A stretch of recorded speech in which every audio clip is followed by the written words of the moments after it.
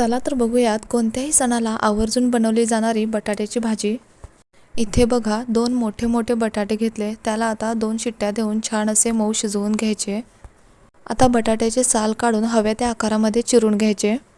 आता बटाट्याची भाजी बनवायला घेऊ। गॅसवर एक कढई ठेवली, त्यामध्ये 1 ते 1.5 चमचा तेल घातलं।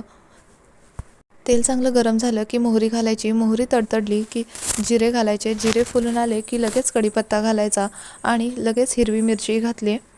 मिरची थोडी परतून घ्यायची आणि मग घालायचा उभा चिरून घेतलेला कांदा। कांदा व्यवस्थित भाजण्यासाठी त्यामध्ये घालायचं थोडंसं मीठ। मीठ घालून कांदा अर्धवट भाजून घ्यायचा। मग घालायचं आले लसूण पेस्ट। आले लसूण पेस्ट आणि कांदा सोनेरी होईपर्यंत परतून घ्यायचे। फोडणीमध्ये घालायची थोडीशी कोथिंबीर, मग घालायची थोडीशी हळद।